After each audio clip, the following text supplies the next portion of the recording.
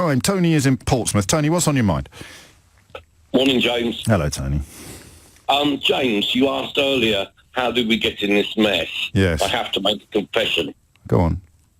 I'm a disabled pensioner in his late 60s, and I saw that the National Health Service, on which I rely daily, Of course. was going to gain £350 million per week if I voted for Brexit. Yes.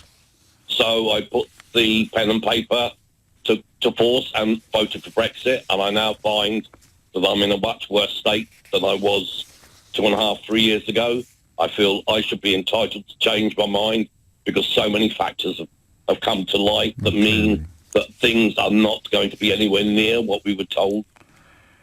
So you feel that you were you feel that you were lied to, effectively?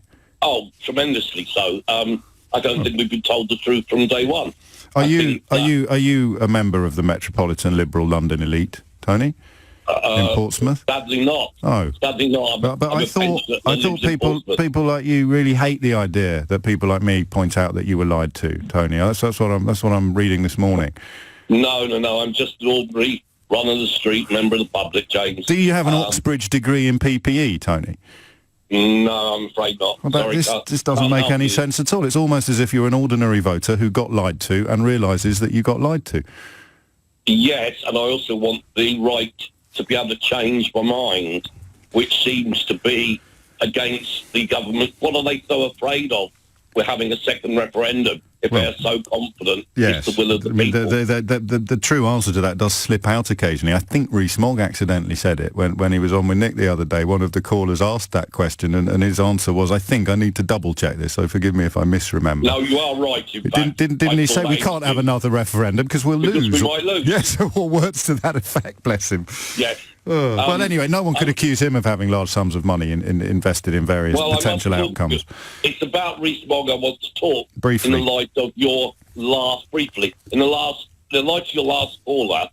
You do realise that Rees-Mogg's company in Northern Ireland has shorted the pound. In Ireland, I don't realise that, and I will look into it. But I do. I mean, it's not in Northern Ireland, is it? Because that is not necessarily going to get to retain the benefits of EU membership. He moved 2 funds to the Republic of Ireland, or the company that he founded moved 2 funds to the Republic of Ireland. I don't think either of us know for sure where their investments are, but it's certainly something worth looking into. Tony, what would you rather? For your second, you heard, I don't know if you were listening yesterday, measure twice, cut once, yeah? That seems to be absolutely. I listened to fairly solid advice. But for your second measure, for your opportunity to change your mind now that you realise that some of the things you believed were not true, would you prefer a referendum or an election? I would prefer I'm a very anti-Corbyn guy, yes. But what I said was we will actually look at negotiating an exit. Now, I believe very strongly, James, that so many people were lied to that the last referendum was, in fact, completely false. So do I. But however, the government insists that we must follow the will of the people. So perhaps... The people who were lied to. The people who were lied to. Yes. And they are very adamant that that's the case. Yes, now, perhaps because they knew what they were voting for, the people who were lied to, and that's why that's why they didn't want to release Operation Yellowhammer, which would show them what they were voting for. It was because they knew what they voted for all along. Well, I'm a fairly educated man, James, yes. And I must say, I'm a fairly educated man, and I must say that I was totally lied to, and I believe that since that vote, so many things have come to light that it demands a review. And you know, you've solved another mystery for many people, Tony, which is why are they wanging on about an election all the time as some way of settling Brexit, when if it is specifically Brexit that needs to be settled, the obvious thing would be to have a referendum, because you, right there, say, I absolutely want the right to change my mind, but I'm very anti-Corbyn, and that's the calculation that the Conservatives are taking, that somehow, that you will be more spooked by a Corbyn government than you will by the prospect of being held to the vote that you'd like to change. I'm not spooked by a Labour government. I was a member of the Labour Party. Just Corbyn.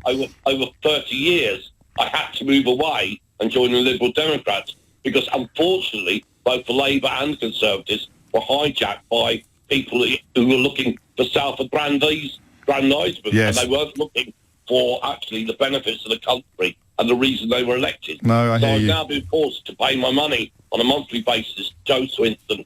I'm not a Liberal Democrat by nature, but it seems, although she's quite naive in the field of politics, she does actually believe in telling the truth, which is one thing we haven't had from any government on either side for a long time. Well, I can't argue with any of that, actually, Tony, although I would like to apologise, even though you don't feel I need to, for pointing out to you over the last 3.5 years just how much you had been lied to. Yes, but I realise that. No, I realise I need to change my mind. I know that, but I still want to apologise, because apparently it's really offensive to tell people who've been lied to that they've been lied to. No, I don't mind that at all. Well, if the very facts generous of you, change, Tony. if the facts change, your subsequent actions change also. Do you know, first line of my next book, probably. There's no point having a mind if you never change it. Of course. Well, that's why we have elections, surely. It's been 3.5 years of absolute torture. Yes, and that's also why we used to have journalists. But, of course, journalism now involves helping these people keep their own lies secret.